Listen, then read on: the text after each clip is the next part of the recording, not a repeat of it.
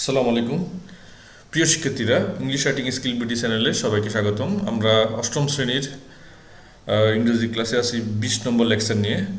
আমাদের আজকের এক্সপিরিয়েন্স নম্বর 6-এ আমরা পড়তে যাচ্ছি হচ্ছে 6.1.1, 6.1.2, 6.2.1 এবং 6.3.1 এবং 6.3.2 এর উত্তরগুলোতে।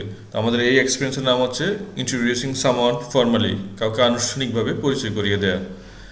তো এখানে প্রথম ইনস্ট্রাকশনটা কি আছে দেখি। 6.1.1 আছে, look at the illustrations below and read the sentence written in them.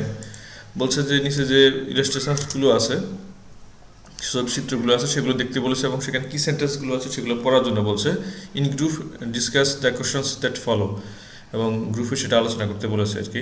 প্রশ্ন যেগুলো আছে সেগুলো উত্তর দিতে বলেছে। তো আমরা ছবিতে কি দেখতে পাচ্ছি দেখো, একটা এখানে মাই মম লেখা একটা চিঠি দেখতে পাচ্ছি। আবার একটা সিবি দেখতে পাচ্ছি। সিবি মানে হচ্ছে যেটা মূলত দরখাস্ত করা হয় চাকরির ক্ষেত্রে, সেটা। তারপরে দরখাস্তের সাথে একটা বায়োডাটা দিতে হয়, সেই বায়োডাটাকে সিবি বলে। একটা অ্যাপ্লিকেশন দেখতে পাচ্ছি উপরে, নাকি সবার উপরে হলুদ রঙের ইয়েতে। তারপর আছে নিউজ পেপার আছে, news, business news, today's news দেখতে পাচ্ছি আমরা কতগুলো।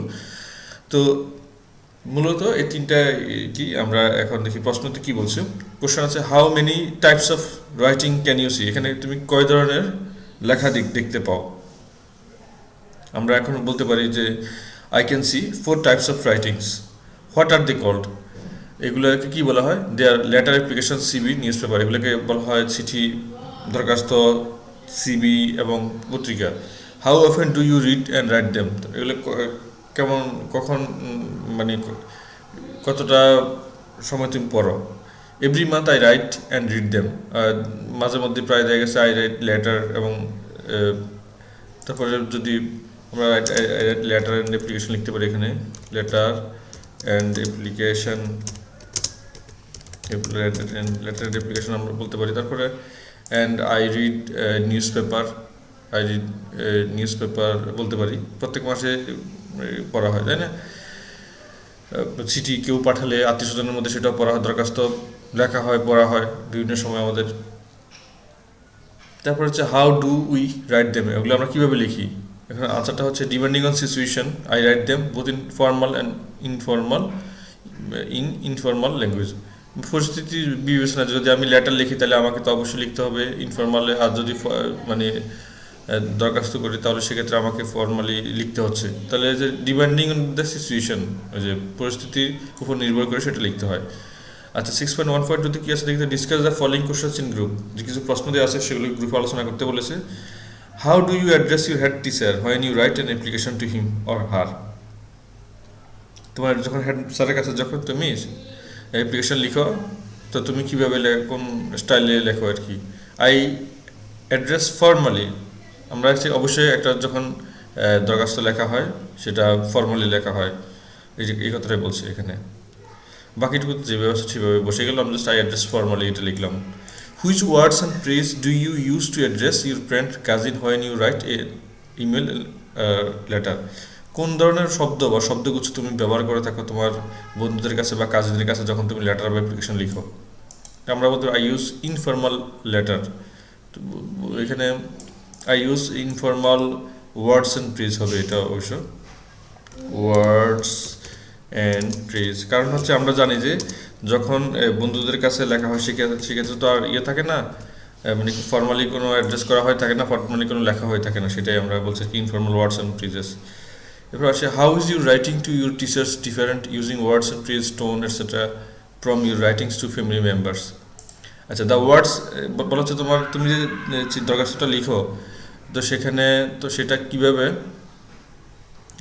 মানে সেই ওয়ার্ডস অ্যান্ড ফ্রেজগুলো বা টোনটা, কাউকে অ্যাড্রেস করাটা, সেটা কিভাবে, মানে টিচারকে অ্যাড্রেস করা বা টিচারের কাছে লেখা আর পরিবারের কাছে লেখা কীভাবে ডিফারেন্সটা হয়। তো আমরা এখানে বলতে পারি the words and phrase, tone and addressing in my writing to teacher is formal. এগুলো যে সবার লেখাগুলো হচ্ছে ফর্মালি লেখা হয় টিচারদের কাছে, অবশ্যই টিচারের কাছে অবশ্যই ফর্মাল লেখা, but those in my writing to family members is always informal. আর পরিবারের কাছে যখন লেখা হয় ওয়ার্ড ফ্রেজ টোন অ্যাড্রেস সবই অবশ্যই ইনফর্মাল হয়। 6.2.1 আসে, আমি কী করতে বলছি দেখি তো আমরা এখানে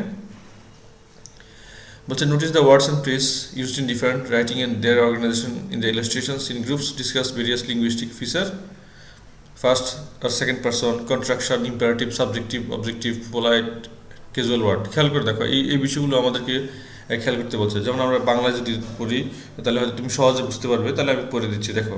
ছবিগুলোতে বিভিন্ন লেখার শব্দ ও শব্দগুচ্ছের অর্গানাইজেশন দেখো, দলে বিভিন্ন লেখায় ব্যবহৃত লিঙ্গুইস্টিক ফিচারগুলো, যেটা এখানে ফার্স্ট পারসন সেকেন্ড পারসন মানে পার্সনগুলো দেখতে বলছে। কন্ট্রাকশন মানে কীভাবে সংক্ষেপে লেখা হয় সেটা দেখতে বলছে। ইম্পারেটিভ বা আদেশ উপদেশ নিষেধ প্রস্তাব এই ধরনের বাক্য কোথায় আছে দেখতে বলছে। সাবজেক্টিভ অবজেক্টিভ যেটা আছে সেটা, পোলাইট ক্যাজুয়াল ওয়ার্ড এগুলো। তো এগুলো মানে কেমন বলছে আর কি, যে you can take notes when you are talking in the end present your findings to the whole class. তারপর সেটা ক্লাসে আলোচনা করতে বলছে। আমরা এখন দেখবো আর কি মূলত এখানে যেটা বলছে খেয়াল করে দেখো। বলছে যে ইলাস্ট্রেশনে মানে এইখানে কি দেখতে পাচ্ছ, তো তোমার কাছে যে বই আছে তুমি খেয়াল করে দেখো, কিছুই পড়া যাচ্ছে না কিন্তু, তাই না? যেহেতু সিবিতে কি লিখছে আমাদের এখান থেকে কিছু বোঝা যাচ্ছে না, শুধু লেটারটা একটু বোঝা যাচ্ছে, আর অ্যাপ্লিকেশনটা পড়া যাচ্ছে না, নিউজ পেপারগুলো পড়া যাচ্ছে না। তো আমাদের ইলাস্ট্রেশন থেকে আমরা কথা না বলে আমরা নিজের থেকে বলছি। দেখো মানে এই বিষয়গুলো যে কয়টা বিষয় কথা বলেছে সেগুলো আমরা নিজ থেকে আলোচনা করে নিচ্ছি আমাদের বোঝার সুবিধার্থে।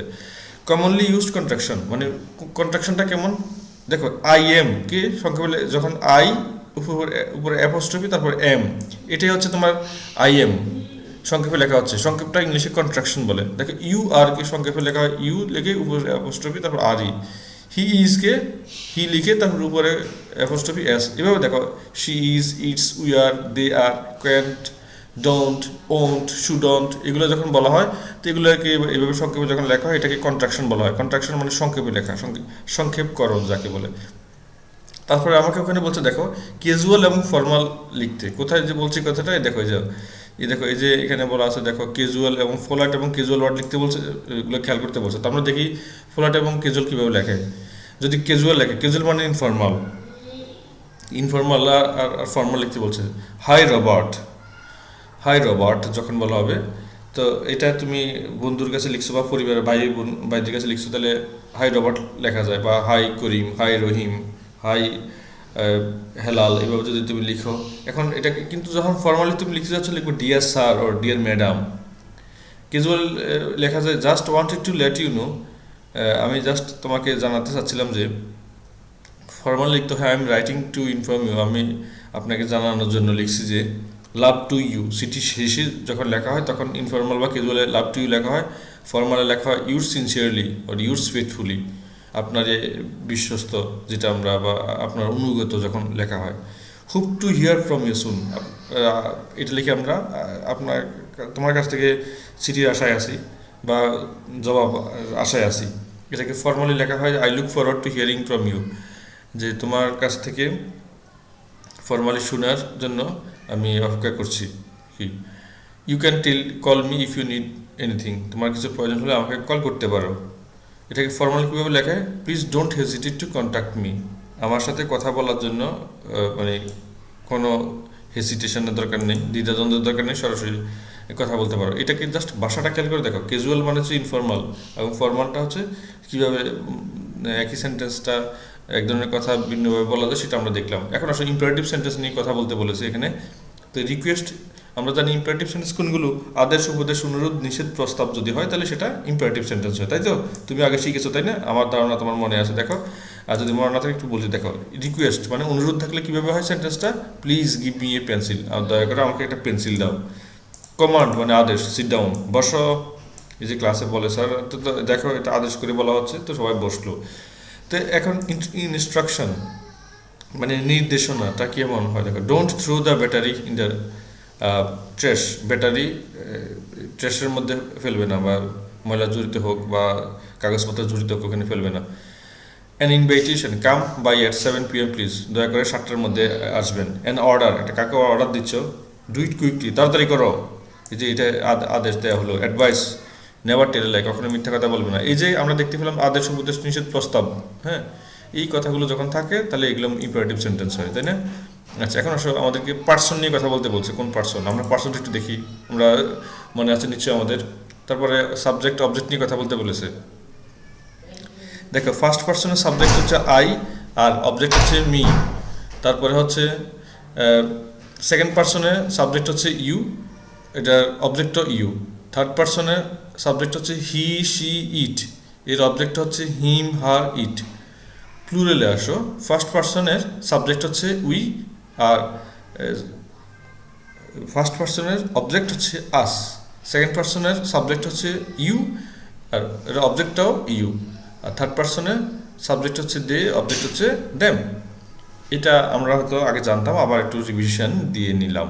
ওকে, এখন আসলে 6.3.1 কি বলছে? Read the first part of the text. এখানে একটা টেক্সট আছে, ethical issue of child labour. শিশুদেরকে কাজে নিয়ে, শিশু শ্রম যেটা বলা হয়,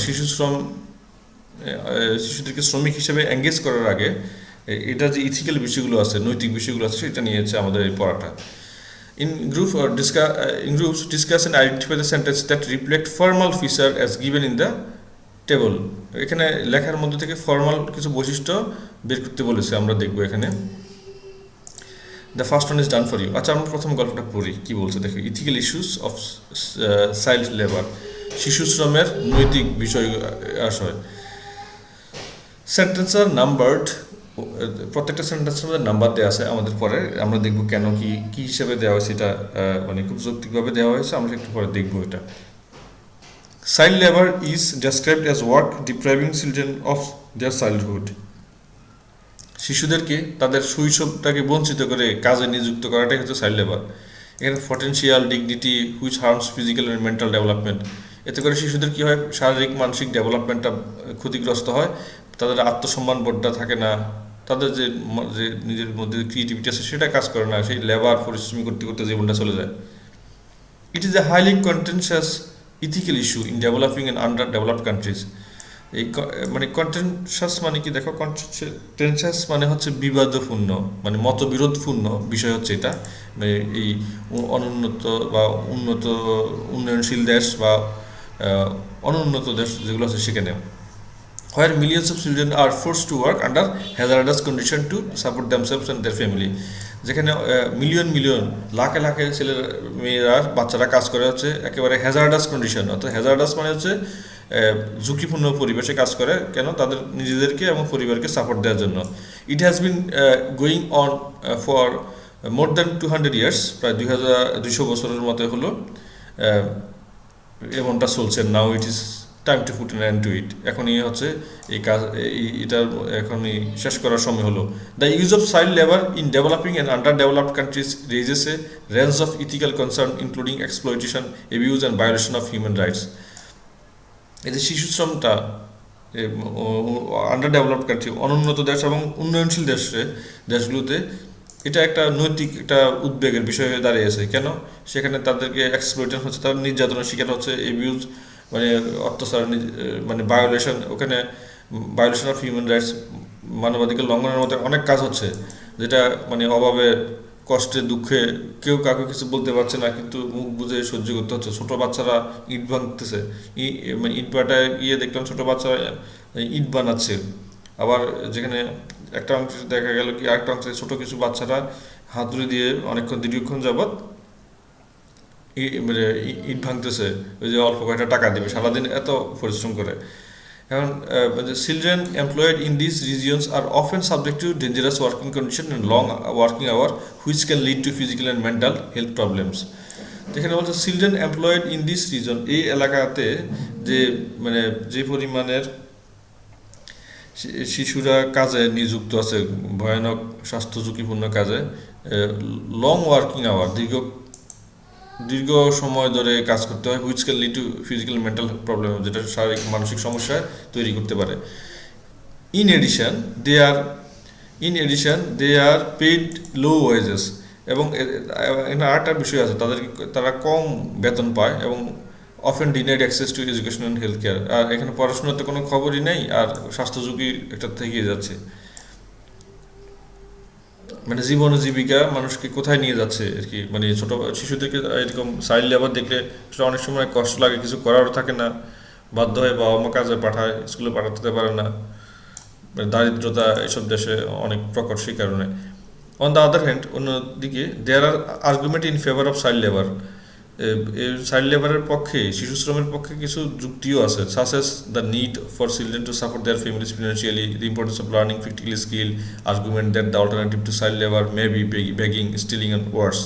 এখন যারা শিশু শ্রমের পক্ষে কথা বলে তারা বলছে যে একটা এই বাচ্চাটা পরিবারকে আর্থিকভাবে সাহায্য করছে, এবং importance of learning practical skill, তাকে তো জীবনের যে স্কিল দক্ষতাগুলো আছে সেগুলো কাজ করেই শিখতে হবে।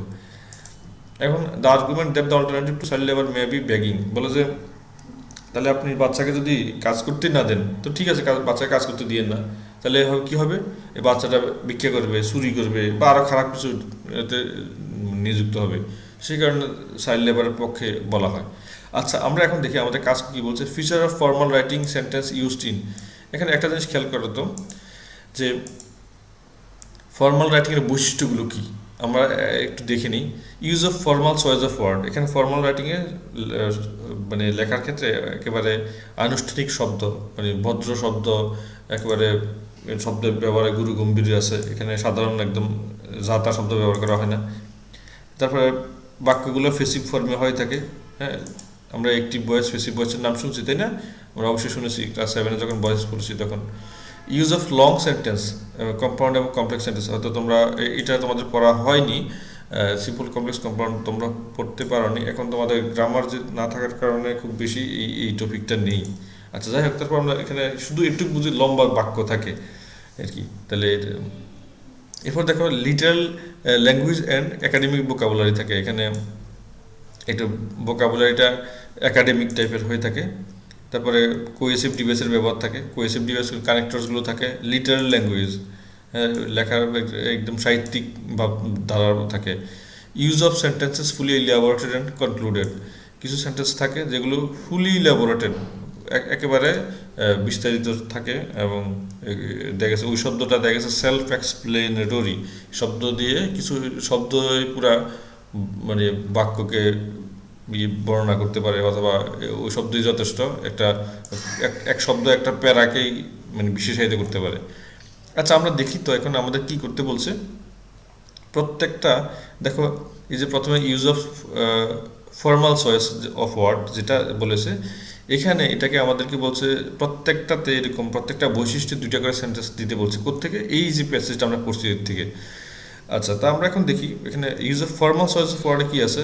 Use of formal choice of ওয়ার্ডে আছে এখানে child labour is described as work ডিপ্রাইভিং children of their childhood potential and dignity which harms physical and mental development. এখানে ফর্মাল চয়েস অবশ্যই আছে, দেখো পটেন্সিয়াল শব্দটা ফর্মাল চয়েস, ডিগনিটি, এখানে এগুলো একেবারে মানে ফর্মালি ব্যবহার করা হয়। সেন্টেন্স নং 2-তে আসো। It is highly contentious ethical issue. Contentious মানে এটা হচ্ছে, এখানে লেখা যেত ডিসপিউটেবল যদি লেখা হয় এটা ইনফর্মাল হয়। তো কন্টেনশাস এটা হচ্ছে তোমার বিরোধপূর্ণ, মতবিরোধপূর্ণ কথাটা, এটা অবশ্যই একটা ফর্মাল একটা শব্দ। কোন বাক্যে ফেসিভ ফর্ম ব্যবহার করা হয়। ফেসিভ ফর্ম মানে কি জানতো? ফেসিভ ফর্ম মানে হচ্ছে সাবজেক্টটা অবজেক্ট হয়ে যাবে, অ্যাক্টিভ ভয়েসে যেটা সাবজেক্ট থাকবে সেটা ফেসিভ ভয়েসে অবজেক্ট হয়ে যাবে, অ্যাক্টিভ ভয়েসের অবজেক্টটা ফেসিভ ভয়েসে সাবজেক্ট হবে, এবং টেন্স অনুযায়ী টু বি ভার্বের পরে মূল ভার্ব ফার্স্ট পার্টিসিপল হবে। এটা হচ্ছে ফেসিভ ভয়েসের নিয়ম। 7-এ যদি পড়ে থাকো আশা করি তোমার মনে পড়েছে। আচ্ছা, এখানে আমরা তো আর জাস্ট অতটা ওটা গ্রামার আলোচনা করতে পারছি না, তারপরে একটু দেখি আমরা কোথায় কীভাবে পেলাম আমরা এটা ফেসিভ ফর্ম। দেখো, children employed in this regions are often subjected two, এই অংশটুকু হচ্ছে ভয়েসের অংশ, এটা হচ্ছে ফেসিভ ভয়েস। দেখো, আর often subjected two be verb আছে, টু বি ভার্বের পরে মূল ভার্বের ফার্স্ট পার্টিসিপল, সাবজেক্ট হচ্ছে মূল ভার্ব, মানে এটা ছিল মূল ভার্ব, এখানে এটার ফার্স্ট পার্টিসিপল হচ্ছে সাবজেক্টেড টু। ওই যে আমরা দেখো বাই যোগে অবজেক্ট হয়তো মনে আছে, the work is done by him, এখানে বাই না হয় এখানে টু হয়েছে, এটা অ্যাপ্রোপ্রিয়েট প্রিপোজিশন সেই কারণে। এখন আসো সেন্টেন্স নম্বর 6-এ আসো তো। দে আর পেইড লো ওয়েজেস, খেয়াল করে দেখো, দে আর পেইড, এই যে এটা একটা ফেসিভ ভয়েস, আর পেইড, দের পরে সাবজেক্টের পরে টু বি ভার্বের পরে মূল ভার্বের ফার্স্ট পার্টিসিপল বসছে, আর অফেন ডিনাইড, এই অংশটা দেখো, আর ডিনাইড টু বি ভার্বের পরে মূল ভার্বের ফার্স্ট পার্টিসিপল বসে, তাই এটা হচ্ছে ফেসিভ ফর্ম। এই তো, তাহলে আমরা দেখতে পেলাম কি, যখন ফর্মালি লেখা হবে তাহলে ফেসিভ ফর্ম ব্যবহার হবে। এখন আসলে লং সেন্টেন্স ব্যবহৃত হয়। লং সেন্টেন্স কেমন? এখানে কমপ্লেক্স সেন্টেন্স থাকে বা কম্পাউন্ড হতে পারে। তো ইট ইজ হাইলি কন্টেন্টিয়াস, এই লাইনটা খেয়াল করে দেখো, এটা বিশাল একটা সেন্টেন্স, এটা লং সেন্টেন্স, অনেক বড় সেন্টেন্স এটা, এবং মাঝখানে হয়ার দিয়ে যুক্ত আছে। হয়ারটা হচ্ছে, এটাকে বলা যায় যে আমরা জানি যে রিলেটিভ প্রোনাউনের নাম শুনেছি আমরা, রিলেটিভ প্রোনাউনগুলো, হ্যাঁ অবশ্যই শুনেছি, ডব্লিউএইচ ওয়ার্ড যেগুলো, হু, হুইচ, হোয়াট, হোয়েন, হাউ, হোয়ার, হুম, এই যখন থাকে এগুলোকে বলা হয়, এগুলো হচ্ছে রিলেটিভ প্রোনাউন, এবং এগুলো দুইটা সেন্টেন্সকে যুক্ত করতে পারে, সেটা আবার কমপ্লেক্স সেন্টেন্স হয়। ভবিষ্যতে কখনো সুযোগ হলে আমি অবশ্যই এটা সিম্পল কমপ্লেক্স কম্পাউন্ড তো আসলে আলোচনার সুযোগ নেই, ক্লাস 9-ও কিন্তু তোমাদের এই গ্রামারের মধ্যে এটা নেই, তাহলে কখনো যদি সুযোগ হয় তোমাদের হয়তো এটা ইনশাল্লাহ আলোচনা করব। শুধু একটু বুঝে রাখো, অনেক মানে ফর্মাল সেন্টেন্সে পুরো বাক্যটাই মানে লম্বা একটা বাক্য, বড় দীর্ঘ একটা বাক্য হয়। এখন সেন্টেন্স নম্বর 7-এ আসো, দেখো অন দ্য আদার হ্যান্ড থেকে শুরু করে যে এই ফুল স্টপ হচ্ছে ওয়ার্ডস পর্যন্ত, লম্বা একটা বাক্য। On the other hand their arguments in favour of child labour such as the need for, অনেক বড়, দেখছো তো? এটা যুক্ত আছে কিভাবে? এন্ড দ্বারা যুক্ত হয়েছে, এন্ড দ্বারা। এন্ড দ্বারা সেন্টেন্সটা দুটো অংশ, একটা অংশ হচ্ছে এন্ডের আগের অংশ, একটা হচ্ছে এন্ডের পরের অংশ। এই এন্ডটাকে বলা হচ্ছে মানে কানেক্টরস বা কুয়েসিভ ডিভাইস, যেটা আমরা একটু পরে দেখতে পাচ্ছি এই যে এইখানে। সেন্টেন্স নম্বর 5-এ কি আছে দেখো তো, children employed in this regions are often subjected to dangerous working conditions and long working hour which can lead to physical and mental health problems. দেখো এই যে হুইচ কথা বললাম, একটাকে বলছি না, ডব্লিউএইচ ওয়ার্ডগুলো হচ্ছে তোমার রিলেটিভ প্রোনাউন। রিলেটিভ প্রোনাউন এক ধরনের কোহেসিভ ডিভাইস বা কানেক্টরস। হ্যাঁ, এই যে দেখো এটাকে আমরা এখানে দেখতে পেলাম। আবার বলছে লিটারাল ল্যাঙ্গুয়েজ থাকবে, যে অবশ্যই লিটারাল ল্যাঙ্গুয়েজ। দেখো যে আর সাবজেক্টেড টু, এই যে সাবজেক্টেড টু, এটা এক ধরনের একাডেমিক ভোকাবুলারি। এটা এই বাক্যটাকে তোমার ইনফর্মালি অনেকভাবে লেখা যাবে, কিন্তু ফর্মালি যখন লিখেছে অনেক মানে ফর্মাল শব্দ ব্যবহার করছে। তারপরে ভোকাবুলারির ক্ষেত্রে অর্থাৎ শব্দ ব্যবহারের ক্ষেত্রে অনেক সাবধানতার সাথে সুন্দর শব্দ, মার্জিত শব্দ তুলে আনা হয়েছে। তারপরে দেখো সেন্টেন্স নম্বর 7-এ কি করতে বলছে আমাদের, দেখো on the other hand. On the other hand এটা একটা কোহেসিভ ডিভাইস অর্থাৎ কানেক্টরস। সাচেস যেমন, এটা একটা cohesive device. And cohesive device, এগুলো হচ্ছে কোহেসিভ ডিভাইস, ঠিক আছে। আর এই প্র্যাকটিক্যাল দেখতে পাচ্ছি, অল্টারনেটিভ দেখতে পাচ্ছি, এগুলো হচ্ছে একাডেমিক ভোকাবুলারি এবং লিটারাল ল্যাঙ্গুয়েজ। আচ্ছা, এখন আসলে use of connector sentence successfully laboratory concluded. এখন আসলে তো এখানে আছে সেন্টেন্সগুলো একেবারে বিস্তারিত সেন্টেন্স থাকবে, এখানে কথাটার মধ্যে মানে বাক্যটা পড়ার পর আর মনে হবে না যে এখানে কোনো কিছু আর বাকি আছে। তো কি সেটা কেমন দেখো তো, child labour is described as work ডিপ্রাইভিং children of their childhood potential and dignity which harms physical and mental development. দেখো এই বাক্যটা পুরোটা মানে চাইল্ড লেবার বলতে কাক কি বোঝায় খেয়াল করে দেখো, এটা পুরো বিস্তারিত সেন্টেন্স, সেই কারণে বলা হচ্ছে মানে চাইল্ড লেবার বলতে কি পুরো সংজ্ঞাই বাক্যের মধ্যে আছে, তাই এটা ইলাবোরেটেড। দেখো এটা হচ্ছে ফুললি ইলাবোরেটেড, ঠিক আছে। আচ্ছা, তারপরে হচ্ছে দেখো এটা, এরপরে হচ্ছে দেখো সেন্টেন্স নম্বর 7-এ on the other hand there are arguments in favour of child labour. মানে আর্গুমেন্টটা কি, এই যে এটা হচ্ছে আর্গুমেন্টটা, তাই না? এই আর্গুমেন্টটা কি, পুরো আর্গুমেন্টটা দিয়ে এই বাক্যটা তৈরি করা, কি কি আর্গুমেন্ট আছে। তো এই আর্গুমেন্টটা দিয়ে যখন বাক্যটা দেওয়া আছে, সেই কারণে এটা হচ্ছে বলা হচ্ছে ফুললি ইলাবোরেটেড অ্যান্ড কনক্লুডেড। বুঝতে পেরেছো? I hope you have understood. আচ্ছা, 6.3.2-তে আসো, এখানে কি করতে বলছে, এটা হচ্ছে লাস্ট পার্ট, ওই যে গল্পটা, আগের গল্পটা, এটা লাস্ট পার্টটা। আচ্ছা, আমরা লাস্ট পার্টটা করি। এখানে কি করতে বলছে আমাদেরকে, ইথিক্যাল ইস্যু অফ চাইল্ড লেবারের উপর দেওয়ার নিচের 59টি পড়ো, দলে নম্বর দেওয়া বাক্যগুলোকে ফর্মাল ফিচার আলোচনা করো এবং সেগুলো চিহ্নিত করো। আচ্ছা, আবার একই কাজ দিয়েছে আমাদেরকে, আমরা আবার এটা এখন পড়ে এখানে এই মানে আমাদেরকে বৈশিষ্ট্যগুলো যেগুলো দেওয়া আছে সেটা অনুযায়ী লিখতে হবে আমাদেরকে। আচ্ছা, তা আমরা পরে আসি। However, the mind of a child is always growing and learning new things. যাই হোক, যে একটা বাচ্চার মনটা হচ্ছে সবসময় একটু একটু করে বাড়ছে এবং সে নতুন নতুন কিছু জিনিস শিখছে। They are innocent and very fragile emotionally. তারা একেবারে নিষ্পাপ এবং মানসিকভাবে খুবই একটু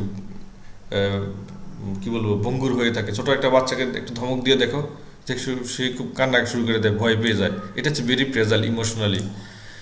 বড় একজন মানুষকে ধমক দিলে হয়তো সে চোখ কটমট করে তাকাবে তোমার দিকে, কিন্তু তুমি যদি ছোট একটা বাচ্চাকে বা ছোট ভাইয়াকে বা আপুকে যদি তুমি ধমক দাও, দেখবে যে ও খুবই কান্না করে দিয়েছে সাথে সাথে। তো সেইটা সে ইমোশনালি খুব প্রেজাইল। তো প্রেজাইল মানে হচ্ছে ভঙ্গুর। ভঙ্গুরটা কেমন? কাঁচা জিনিসের মধ্যে, কাঁচা জিনিসের বড় যখন কার্টুন নিয়ে আসে বাসায়, দেখবা যে লেখা থাকে প্রেজাইল, মানে যে ভেঙে যেতে পারে এরকম ভঙ্গুর। আচ্ছা, child labor has long-term effect on a child's mental, emotional, physical and spiritual, moral and social well-being. Child লেবারটা কি করে, লং টার্ম একটা এফেক্ট ফেলে, দীর্ঘমেয়াদী একটা এফেক্ট ফেলে বাচ্চাদের মানসিক, আবেগিক, শারীরিক, আধ্যাত্মিক, নৈতিক, সামাজিক বিভিন্ন রকমের সুস্থতা নিয়ে। Children that work in manufacturing industry and agriculture are vulnerable to explosive gases, loud noises, sharp tools, and heavy lifting, and harmful poisons and pesticide, putting them at the risk of injuries, poisoning, hearing and vision loss, lung disease, and joint problems. খুবই ভয়ানক কিছু কথা এখানে বলা আছে। দেখো, বাচ্চারা যারা ইন্ডাস্ট্রিতে কাজ করে তাদের কী সমস্যা হচ্ছে, বা এগ্রিকালচারের ইন্ডাস্ট্রিতে কাজ করে সেখানে কী সমস্যা হয় তাদের। এক্সপ্লোসিভ গ্যাস, যে ভয়ানক রকমের। আমি দেখলাম ঢাকায় একবার, পুরান ঢাকায় যখন মানে একটা কারখানাতে এরকম গ্যাস বিস্ফোরণ হয়ে মানুষ মারা গেছে অনেক। তো এরকম ভয়ানক ঝুঁকিপূর্ণ কাজে যদি বাচ্চাদেরকে নিয়োগ করা হয় তাহলে কী হবে সেখানে। আর ওয়ার্কশপে যখন বাচ্চারা কাজ করে ওখানে সবসময় উচ্চ শব্দ, একেবারে যতক্ষণ পর্যন্ত দোকান খোলা থাকে ততক্ষণ পর্যন্ত হাই সাউন্ডে মেশিন চলতে থাকে, আর জিনিস কাটতেছে, লাগাচ্ছে, এই শব্দ। শার্প টুলস, খুব ধারালো যন্ত্রপাতি নিয়ে তারা কাজ করে। হেভি লিফটিং, খুব ভারী জিনিসপত্র তুলতে হয় তাদের। হার্মফুল পয়জনস অ্যান্ড পেস্টিসাইডস, এবং কৃষি ইন্ডাস্ট্রিতে যারা কাজ করে ওখানে কীটনাশক নিয়ে কাজ করে, বিষ, এগুলো পুরোটাই বিষ। এগুলো ফুসফুসে প্রবেশ করলে একটা মানুষের অনেক ক্ষতি হতে পারে। Putting them at the risk of ইনজুরিস and poisoning, তাদের যে কাছে ইনজুরি হতে পারে, বিষে আক্রান্ত হতে পারে। হিয়ারিং অ্যান্ড ভিশন লস, এই উচ্চ শব্দ যখন নিয়মিত শুনতে থাকবে তখন দেখা গেছে কান আস্তে আস্তে বধির হতে থাকে। ভিশন লস, আস্তে চোখের দৃষ্টিসীমা কমে আসে। লাং ডিজিজ, ফুসফুসের সমস্যা দেখা দেয়। জয়েন্ট প্রবলেমস, দেখা যাচ্ছে শরীরের মধ্যে যে আমাদের জোড়াগুলো আছে, জয়েন্টগুলো আছে, হাঁটু, হাতের জোড়া, কাঁধের জোড়াতে আছে যেগুলো, সেগুলো আস্তে আস্তে ক্ষয় হতে থাকে। Not only do they have to deal with the physical consequences but also the mental as well. তো এখানে শুধুমাত্র যে তাদের যে they have to deal with physical consequence, শুধু যে শারীরিক এই যে সমস্যাগুলো বললাম তা না, আসলে মানসিক অনেক সমস্যার মধ্যে পড়ে, ইনক্লুডিং লো সেলফ এস্টিম। এগুলো বাচ্চারা আস্তে আস্তে নিজেদেরকে ছোট মনে করতে শুরু করে। ডিপ্রেশন, হতাশায় ভোগে, অ্যাংজাইটি এবং উদ্বেগের মধ্যে ভোগে, কারণ খুব কর্কশ রুক্ষ ভাষায় তাদের সাথে মানুষ কথা বলে। আমি দেখেছি অনেক সময় খুব বাজে ভাষায় গালাগালি করা হয় বাচ্চাদেরকে যখন কাজে ভুল হয়। তো এইগুলো তাদের মানে অনেক উদ্বেগ, ডিপ্রেশন তৈরি করে, বিষণ্ণতা তৈরি করে, মান সম্মানটা কম মনে করে নিজেদেরকে। Also most of them loose their childhood, মানে তাদের অনেকেই শৈশব হারিয়ে যায় বড়দের সাথে কাজ করতে করতে। While child labour is often considered a necessary evil in some regions due to poverty and lack of education, it remains violation of fundamental human rights and ethical principles. Child লেবারটা যদি বলা হচ্ছে একটা নেসেসারি ইভিল, প্রয়োজনীয় একটা খারাপ বলছে এখানে কিছু এলাকাতে, সেখানে কি কারণে হচ্ছে সেটা? দরিদ্রতার কারণে, পড়াশোনার শিক্ষার অভাবে। তো তারপরে কি হচ্ছে মূলত এখানে, এটা হচ্ছে যে ইট remains a violation of fundamental human rights. এখানে হচ্ছে কি যে ফান্ডামেন্টাল হিউম্যান রাইটসটা বলতে কি বোঝানো হচ্ছে, এখানে মৌলিক যে মানবাধিকার আছে সেটার ভায়োলেশন হচ্ছে, লঙ্ঘন হচ্ছে, এবং ইথিক্যাল প্রিন্সিপাল, যে নৈতিক যে কিছু নিয়ম নীতি বিধিবিধান আছে সেগুলো ভায়োলেশন হচ্ছে। Children who are victims of child labour have their basic rights to quality education, play, rest and clean and safe environment taken away from them. বাচ্চারা যারা যে চাইল্ড লেবারে আছে তাদের কি হয়, পড়াশোনা থাকে না, খেলাধুলা করা হয় না, বিশ্রাম নিতে পারে না, একটা পরিষ্কার নিরাপদ পরিবেশের থেকে তারা অনেক দূরে থাকে। In addition, child labor has significant long-term consequences, social, economic and cultural development. Child labour হলে কি হচ্ছে, একটা সামাজিক, অর্থনৈতিক এবং সাংস্কৃতিক একটা ডেভেলপমেন্টের ক্ষেত্রে একটা বড় বাধা হয়। It perpetuates the cycle of poverty and impedes progress towards sustainable development. এই দেখা গেছে দারিদ্র থেকে মুক্তি পাইতে এই ছোট বাচ্চারা যখন খুব কঠিন কাজ করার জন্য গার্মেন্টসে বা মানে ইট ভাঙ্গা বা ওয়ার্কশপেতে চলে যাচ্ছে, তাহলে কি হচ্ছে, তার তার দারিদ্রতা কিন্তু কমছে না, কারণ সে অশিক্ষিত থেকে যাচ্ছে, সে গরিবে থাকতেছে, আলটিমেটলি তার তো কোনো উন্নতি হচ্ছে না। এবং এই যে আমাদের বলা হচ্ছে এখন টেকসই উন্নয়নের ক্ষেত্রে এটা একটা বড় বাধা, মানে তো তার দারিদ্র্যের দুষ্ট চক্রের মধ্যে আছে, যে দারিদ্র তার কারণে সে পড়তে পারে না, সেই দারিদ্র সেই দেখা গেছে পড়াশোনা না করার কারণে সে আবার দারিদ্রই থেকে যাচ্ছে। It also hinders the development of skill workforce and undermines moral and social fabric of communities. এটি কী করে বাধা দেয় কাকে? দক্ষ যে কর্মশক্তি তাদের উন্নয়নে বাধা দেয়, এবং undermines the moral and social fabric, এবং নৈতিক এবং যে সামাজিক যে একটা ইয়ে আছে, বন্ধন আছে, কি বলবো এটাকে, একটা সমাজের, সেটাকে মানে নিচু করে ফেলে। The eradication of child labour is a complex task that require a concerted effort of government, non-governmental organization and international community. তো এখানে শিশু শ্রমটা মানে বাদ দেওয়ার জন্য বা দূর করার জন্য এটা একটা জটিল কাজ, যেখানে সম্মিলিত প্রচেষ্টা দরকার, কার? সরকারের, বেসরকারি প্রতিষ্ঠানগুলোর এবং আন্তর্জাতিক সম্প্রদায়ের। Prevention of child labor can be achieved through the provision of education, awareness building and social service of to families. এই শিশু শ্রমটা কীভাবে অ্যাচিভ করতে পারে?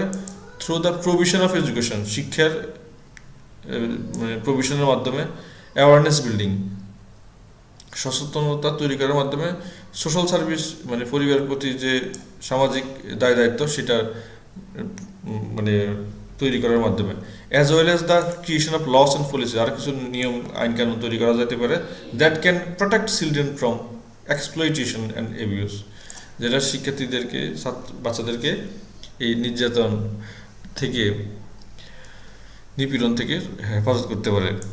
In addition, business and consumers in developed countries must be made aware of the ethical implication of child labor and take steps to avoid products that are made with child labor. উন্নত দেশে তারা অনেক বড় ভূমিকা রাখতে পারে এই child labour বন্ধে। কীভাবে? তারা যদি বলে যে আমরা যেখানে যেসব গার্মেন্টসে, যেসব দেশ শিশুদেরকে কাজে লাগিয়ে গার্মেন্টসের পণ্য বানায়, বা তাহলে আমরা তাদের কাছ থেকে কোনো জামা কাপড় প্রোডাক্ট নিব না, তাদের থেকে কোনো মাল অর্ডার দেবো না, তাহলে এইরকম করে তাকে প্রেশার দিতে পারে। ইন কনক্লুশন, পরিশেষে child labour is an ethical issue of great concern in under developing country. অনুন্নত এবং উন্নয়নশীল দেশগুলোতে এটা একটা বড় রকমের নৈতিক একটা concern. The eradication of child labour is necessary to protect the rights and wellbeing of children.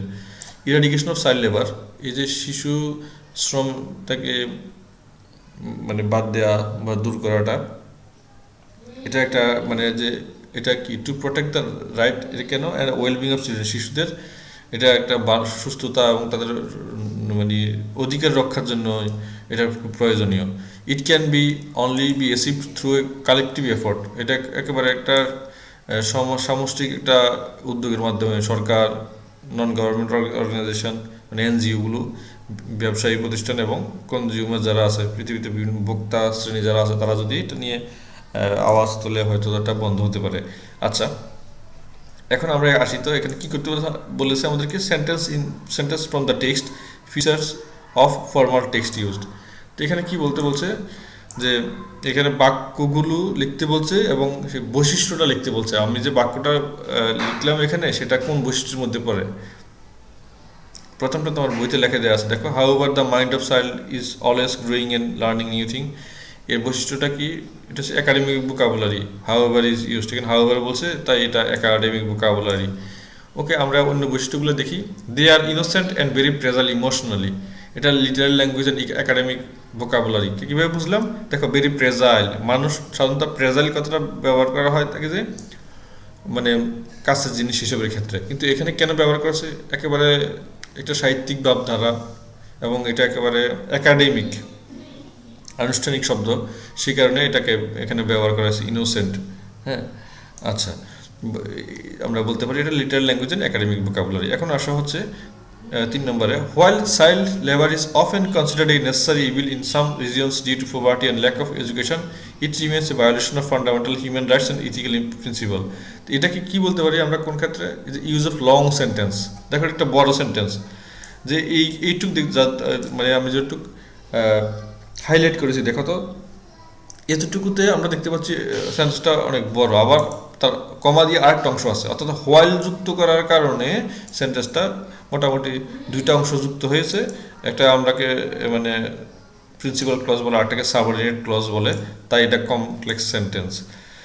আচ্ছা, এখন দেখো তো এরপরে, in addition child labour has significant long term consequence on social, economic and cultural development. এই যে কথাটা এখানে বলেছে, এখানে আমরা কি দেখতে পাচ্ছি? এই যে ইন এডিশন কথাটা বলছে, এটা কোহেসিভ ডিভাইস।